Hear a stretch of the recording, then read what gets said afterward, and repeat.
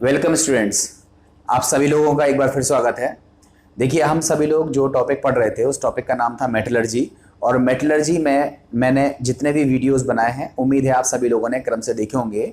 मैंने जस्ट पिछले वीडियो में आपको धातुओं का शोधन कैसे किया जाता है इसके बारे में आपको बताया था।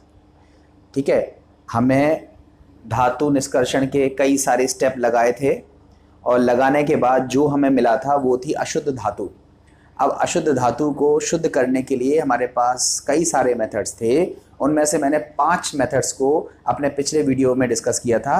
मैं केवल नाम ले रहा हूँ, डिटेल के लिए आप पिछला वीडियो देख लीजिए। आसवन विधि, द्रवण विधि, ऑक्सीकरण विधि, पोलिंग विधि और विद्युत अपघटनी विधि। इनमें से सबसे ज़्यादा उपयोगी विधि हम जहाँ तक यूज़ करने वाले हैं आगे, उसका नाम है विद्युत अपघटनी विधि। इसको डिटेल में मैंने बता दिया था। एक विधि पोलिंग विधि है, ये भी आपसे पेपर में पूछी जाती है, तो इन सब को आप पिछले वीडियो से देख लेंगे। हम आज की वीडियो में उसके आगे की टॉपिक की बात कर रहे हैं। देखो, इसके आगे के जो टॉपिक हैं वो नीचे लिखे हुए हैं और ये सब के सब वेरी मोस्ट इंपॉर्टेंट टॉपिक हैं।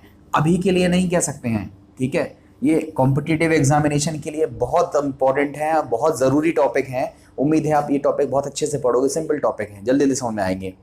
देखो, सबसे पहला आपसे बोर्ड परीक्षा का अभी लास्ट ईयर का ही क्वेश्चन है। जोन रिफाइनिंग पर शॉर्ट नोट लिखने के लिए आया है, या मंडल परिष्करण क्या होता है इस पर शॉर्ट नोट लिखने के लिए आया है। मोस्ट इंपॉर्टेंट है। देखो, इसमें करते क्या हैं। सबसे पहले तो देखो, ये जो टॉपिक है जोन रिफाइनिंग या ये जो विधि है मंडल परिष्करण, ये इस सिद्धांत पर आधारित है कि जो अशुद्धियाँ होती हैं वो सॉलिड के कंपैरिजन में लिक्विड में ज़्यादा घुल जाती हैं।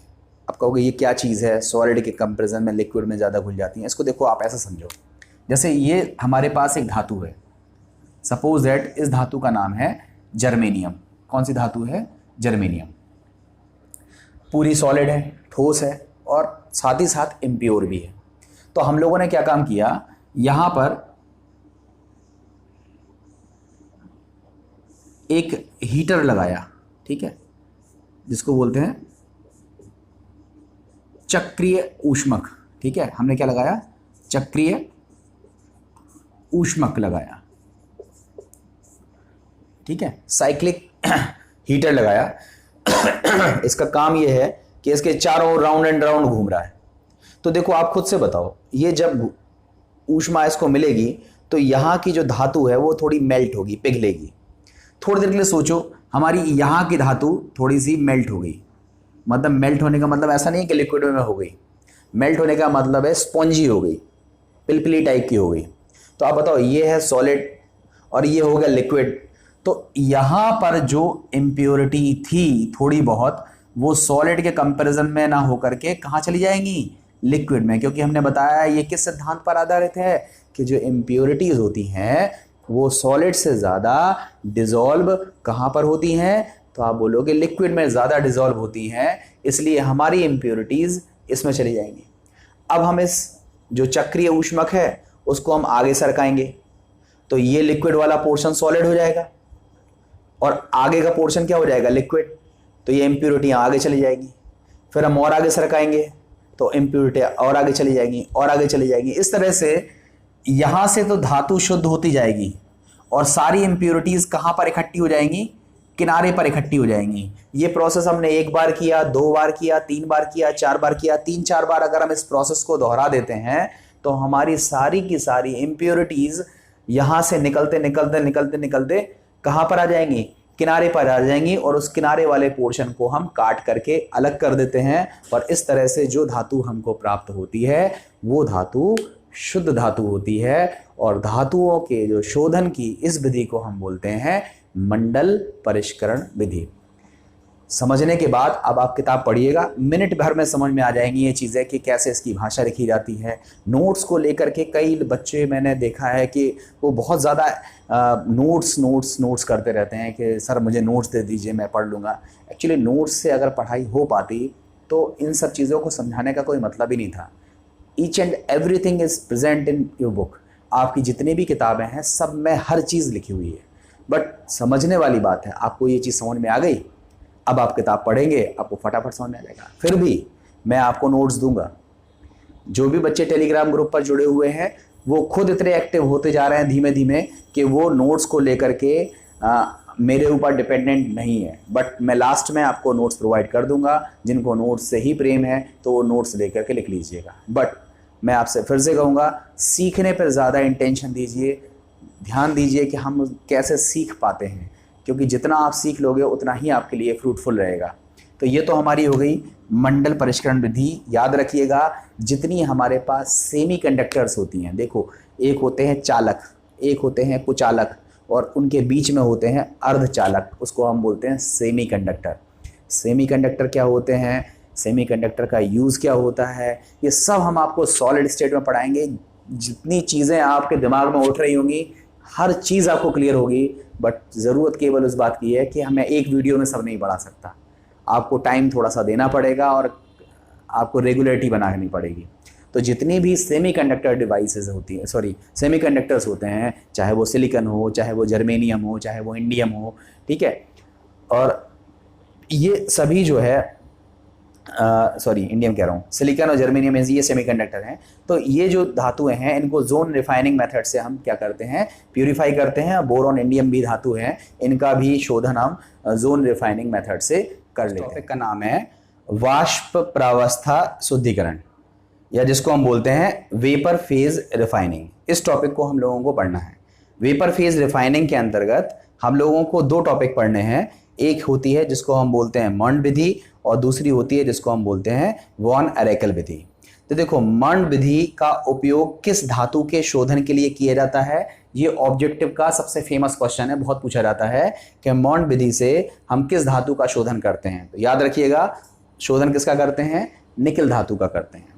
और वॉन अरेकल विधि से हम किस धातु का शोधन करते हैं, याद रखिए हम टाइटेनियम और जिरकोनियम का शोधन हम किस विधि से करते हैं, वॉन अरेकल विधि से करते हैं। तो देखो, आपसे वाष्प प्रावस्था शुद्धिकरण क्या होता है ये टॉपिक भी पूछा जा सकता है। अदरवाइज आपसे पूछा जाता है मंड विधि से निकिल धातु का शोधन किस तरह से किया जाता है, या वॉन अरेकल विधि से किन धातुओं का शोधन किया जाता है, उनके रासायनिक समीकरणों का उल्लेख कीजिए। तो इस तरह का ये मोस्ट इंपॉर्टेंट टॉपिक है बोर्ड एग्जामिनेशन के लिए। देखिए इसको कैसे करते हैं। सबसे पहले हम बात करते हैं वाष्प प्रावस्था शुद्धिकरण होता क्या है। हमने क्या किया, हमारे पास एक धातु है, उसमें अशुद्धियां भी हैं, तो हमने एक ऐसा केमिकल मिलाया, एक ऐसा रिएजेंट मिलाया जो उस धातु के साथ रिएक्ट कर लेता है, और रिएक्ट करने के बाद एक प्रोडक्ट बनाता है, और वो प्रोडक्ट गैस अवस्था का होता है, वो गैस अवस्था में बनकर अलग हो जाता है। देखो, अशुद्धियां तो वहीं की वहीं रह गई। हमने क्या किया, धातु है उसमें क्या है, अशुद्धि है, हमने एक केमिकल मिलाया, वो केमिकल ने उस धातु से रिएक्शन करी, अशुद्धियों से नहीं बोला, वो उसने केवल धातु से रिएक्शन करी, एक प्रोडक्ट बनाया, और वो प्रोडक्ट किस रूप में गया, गैस के रूप में निकलता चला गया, गैस के रूप में बाहर निकल गया। वो जो गैस थी वो हमने इकट्ठी कर ली। अब इकट्ठी करने के बाद अब हमने उस जो भी प्रोडक्ट बना था उसको हमने डिकम्पोज कर दिया, कह दो कि अपघटित कर दिया, गर्म कर दिया। तो उससे जो केमिकल हमने मिलाया था वो तो अलग हो गया, और धातु शुद्ध रूप में हमको अलग प्राप्त हो गई। मतलब देखो, यहाँ से समझना, जैसे हमारे पास ये धातु है, ठीक है, ये है धातु, मान लो निकिल है, और इसमें क्या है, अशुद्धि है, ठीक है, अशुद्धि है। तो हमने इसमें क्या कहा, एक रिएजेंट मिलाया, एक केमिकल मिलाया। वो रिएजेंट कौन सा था, कार्बन मोनोऑक्साइड। अब कार्बन मोनोऑक्साइड कैसे मिलाते हैं बता रहे हैं, ठीक है। तो कार्बन मोनोऑक्साइड इस अशुद्ध निकिल के कांटेक्ट में लाए, और हमने क्या देखा, केवल निकिल ने कार्बन मोनोऑक्साइड से रिएक्शन करके ये कंपाउंड बना लिया, जिसको हम क्या बोलते हैं, निकिल कार्बोनाइल, ठीक है। क्या बना लिया, निकिल कार्बोनाइल, ये कंपाउंड बना लिया। ये कंपाउंड खुद किस अवस्था में था, गैस अवस्था में था। तो इस गैस अवस्था को, अशुद्धि से गैस अलग हो गई, अशुद्धि तो वहीं रह गई, ये गैस अलग हो गई। अब इस गैसीय पदार्थ का हमने क्या कर दिया, गर्म कर दिया। इस गैसीय पदार्थ को हमने गर्म कर दिया, तो निकिल अलग हो गया, कार्बन मोनोऑक्साइड गैस अलग हो गई। तो बताओ, यहाँ जो निकिल मिला उसमें अशुद्धियाँ तो थी नहीं। तो इस तरह से जो धातु हमको मिली वो थी शुद्ध धातु, और ये विधि कहलाती है वाष्प प्रावस्था शुद्धिकरण। मतलब कहने का ये हुआ कि हमने अशुद्ध धातु में कोई केमिकल मिलाकर अशुद्ध धातु में कोई केमिकल मिलाकर गैसीय उत्पाद बना लिया, और फिर जो गैसीय उत्पाद बनाया, वो जो गैसीय उत्पाद था उस गैसीय उत्पाद को अलग कर दिया, अशुद्धियाँ अलग हो गई। अब उस गैसीय उत्पाद का हमने अपघटन कर दिया, गर्म कर दिया, तो वो गैसीय उत्पाद दो भागों में टूट गया। टूटने से हमें शुद्ध धातु प्राप्त हो गई, और जो गैस, जो दूसरा उत्पाद था वो गैस के रूप में बाहर निकल गया। इस तरह से हमको शुद्ध धातु की प्राप्ति होती है, और धातु को गैस अवस्था में बदलना, वाष्प अवस्था में बदलना, और फिर उससे शुद्ध धातु प्राप्त करना, इस विधि को हम क्या बोलते हैं? वाष्प प्रावस्था शुद्धिकरण। अब देखो, इस शुद्धिकरण में हम सबसे पहले पढ़ते हैं मंड विधि के बारे में। देखो मंड विधि क्या होती है, इसकी बस यही चीज़ है, केवल हम इक्वेशन के फॉर्म में लिख रहे हैं। हमने निकल धातु है, ये हमारे पास कैसी धातु है? अशुद्ध निकल धातु है। इसको हमने कार्बन मोनोऑक्साइड के साथ गर्म किया 60 से 80 डिग्री सेंटीग्रेड पर, तो हमने देखा एक कॉम्प्लेक्स बन गया जिसको हम बोलते हैं निकल कार्बोनाइल। इसको बोलते हैं निकल कार्बोनिल। देखो IUPAC नाम वगैरह हम नहीं लिख रहे हैं, केवल हम सिंपल तरीके से लिख रहे हैं निकल कार्बोनिल टाइप को कंपाउंड बन गया। ये कंपाउंड किस अवस्था में था? गैस अवस्था में था। इस गैस को अलग करके इकट्ठा कर लिया, अशुद्धियाँ तो वहीं रह गई। अब जो निकल कार्बोनिल हमारा बना है, इसको हमने 180 डिग्री सेंटीग्रेड तापमान पर गर्म कर दिया, तो निकल धातु हमारी अलग हो गई, कार्बन मोनोऑक्साइड गैस अलग हो गई। इस कार्बन मोनोऑक्साइड का फिर से रीयूज कर लीजिएगा, और इस तरह ये जो निकल मिला है वो कैसा है? शुद्ध है। और इस विधि को हम बोलते हैं मंड विधि। क्लियर? अब हम बात कर लेते हैं वॉन आर्किल विधि का। देखो वॉन आर्किल विधि में क्या करते हैं? इस विधि से हम टाइटेनियम और जिरकोनियम का शोधन करते हैं। ठीक है, देखो इसमें टाइटेनियम को, ये टाइटेनियम कैसा है? अशुद्ध है। इसको हम आयोडीन के साथ गर्म करते हैं, लगभग 250 डिग्री सेंटीग्रेड पर। तो ये टाइटेनियम आयोडीन से रिएक्ट करके टाइटेनियम टेट्रा आयोडाइड का निर्माण कर लेता है। ये जो पदार्थ बना, ये किस अवस्था में है? गैस अवस्था में। अब ये जो टाइटेनियम टेट्रा आयोडाइड हमारा बना है, इसको हम 1400 से 1500 डिग्री सेल्सियस के मध्य गर्म कर देते हैं, तो टाइटेनियम अलग हो जाता है, आयोडीन अलग हो जाता है, और ये जो टाइटेनियम हमको मिला है ये कैसा है? शुद्ध है। इसको बोलते हैं वॉन आर्किल विधि से टाइटेनियम का शोधन। अगर हम जिरकोनियम की बात करें, सेम इक्वेशन है, हमें जिरकोनियम की रिएक्शन हमने आयोडीन से कराई 250 डिग्री सेल्सियस पर, तो हमको मिला जिरकोनियम टेट्रा आयोडाइड। और जो जिरकोनियम टेट्रा आयोडाइड हमको मिला है, इसको हमने गर्म किया 1425 से 1525। देखो ये एग्जैक्ट टेम्परेचर है, ऐसा ही यहाँ लिख देते हैं हम। 1425 से 1525 गर्म करते हैं, तो हमको मिलता है जिरकोनियम, और आयोडीन अलग हो जाता है, और ये किस अवस्था में है? शुद्ध अवस्था में है। तो इस तरह से हमको टाइटेनियम और जिरकोनियम धातु का शोधन इस विधि से करते हैं। इसको हम क्या बोलते हैं? वॉन आर्किल विधि। मोस्ट इंपॉर्टेंट है, अच्छे से पढ़ लीजिएगा। अब इसके बाद हम बात करते हैं खरपरीकरण की। देखो खरपरीकरण में आप समझिएगा, खरपरीकरण में ये भी इंपॉर्टेंट है, ये भी बोर्ड का पूछा गया क्वेश्चन है। ठीक है, जनरली हम सिल्वर धातु के लिए इसका यूज़ करते हैं। किसका यूज़ करते हैं? सिल्वर धातु के लिए। देखो जैसे आपने परावर्तनी भट्टी पढ़ी हुई है, ठीक है, याद होगा आपने परावर्तनी भट्टी पढ़ी हुई थी, तो परावर्तनी भट्टी का ही यूज़ यहाँ पर करते हैं। ठीक है, यहाँ पर जो आपका चूल्हा है, ठीक है, आपको पता होगा ये यहाँ पर होती है फायर बॉक्स होता है। ये क्या होता है? फायर बॉक्स होता है। और ये क्या होता है? चूल्हा होता है। तो ये जो है उथला तल रहता है, मतलब गहरा जो पॉट है ये काफ़ी गहरा नहीं है। नंबर एक, ये उथला है, और यहाँ जो है वो हड्डी की राख का बना हुआ ये उथला तल होता है, जिसको हम क्या बोलते हैं? क्यूपेल। क्यूपेल क्या चीज़ है?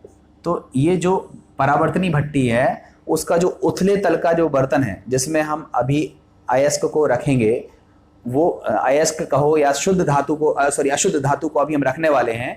तो ये पर्टिकुलर उथले तल की भट्टी है जो हड्डी की राख से बनी हुई है, जिसको हम क्या बोल रहे हैं, क्यूपेल बोल रहे हैं। उसमें हम क्या करते हैं, अशुद्ध धातु को रख देते हैं और गर्म कर देते हैं। तो वायु की उपस्थिति में ऑक्सीकृत हो जाती है और शुद्ध धातु के रूप में हमको वो चीज़ प्राप्त हो जाती है। देखो, मैं क्यूपेलीकरण को डिटेल में यहाँ नहीं ले रहा हूँ, मैं अभी सिल्वर की मेटलर्जी बताऊँगा। तो देखो, मैं हड्डी की राख का उपयोग भी बता पाऊँगा और भी चीज़ें ज़्यादा अच्छे से क्लैरिफाई कर पाऊँगा। बट केवल आप चूँकि किताब में कनेक्टिविटी में पढ़ रहे हैं, इसलिए मैंने एक हल्का सा ब्रीफ आपको दिया है कि एक परावर्तनी टाइप की भट्टी है जो कि उथले तल की है और ये हड्डी की राख का बना हुआ इसमें क्यूपेल होता है और इसमें हम धातु को रख करके और फिर गर्म करते हैं। तो जो भी इसमें अशुद्धियाँ होती हैं वो वायु द्वारा ऑक्सीकृत होकर निकल जाती हैं और शुद्ध धातु हमें यहाँ पर शेष रह जाती है। इस विधि को हम बोलते हैं खरपरीकरण विधि मुख्य तौर पर, या क्यूपेलेशन इस विधि का नाम होता है और इसका उपयोग हम सिल्वर धातु के शोधन में प्रमुखता से करते हैं। अब इसके बाद लास्ट और वेरी एडवांस टेक्निक का नाम है जिसको हम बोलते हैं वर्ण लेखन। देखो, ये वर्ण लेखन जो विधि है ये बहुत ही एडवांस टेक्निक है, बहुत ही एडवांस टेक्निक है और बहुत ही उपयोगी टेक्निक है। इसको अगर हम इस टॉपिक में लेते हैं तो मैं इस पर्टिकुलर हेडिंग के लिए इनजस्टिस होगा। मैं वर्ण लेखन का एक सेपरेट वीडियो बनाऊंगा। देखो, मेरे पास 2 सेपरेट वीडियो होगा, एक हो गया एलिंगम वक्र पर और एक हो गया वर्ण लेखन पर। मैं दोनों पर वीडियो अलग से बनाऊंगा, बट वो टॉपिक यहीं का रहेगा, लास्ट में बनाऊंगा, चैप्टर के लास्ट में। रीज़न क्या है, क्योंकि इनका उपयोग हमें इस टॉपिक में आगे नहीं करना है, मगर आपको ये एडवांस टेक्निक्स हैं, आपको जानना चाहिए। तो आप इसको जानना चाहिए तो हम आपको ज़रूर बताएंगे और फिर आप उसको नोट डाउन कर सकते हो। उम्मीद है आप सभी लोगों को ये वीडियो पसंद आया होगा। अपने दोस्तों तक इसको पहुंचाइए और ज़्यादा से ज़्यादा लोगों से ये आग्रह है मेरा, जो भी मेरा वीडियो देख रहे हैं, कि बेटा कनेक्टिविटी मत तोड़िए, रेगुलरिटी मत तोड़िए। होता क्या है, कुछ बच्चे जोश जुनून में शुरुआत के 2 या 3 वीडियो देखते हैं और उसके बाद फिर सो जाते हैं। आप एक बार अच्छे मन से 1 घंटे के लिए पढ़ने बैठिए, वीडियोस को आप देखिए, पेन कॉपी आप इस्तेमाल करिए, नोटिंग करते जाइए। करने के बाद आप किताब पढ़ के तो देखिए, आपको खुद कहोगे यार हर चीज़ पढ़ाई है सर ने, कोई भी ऐसी चीज़ नहीं है जो मैंने छोड़ी है। उम्मीद है आपको ये वीडियो पसंद आया होगा। Thank you very much.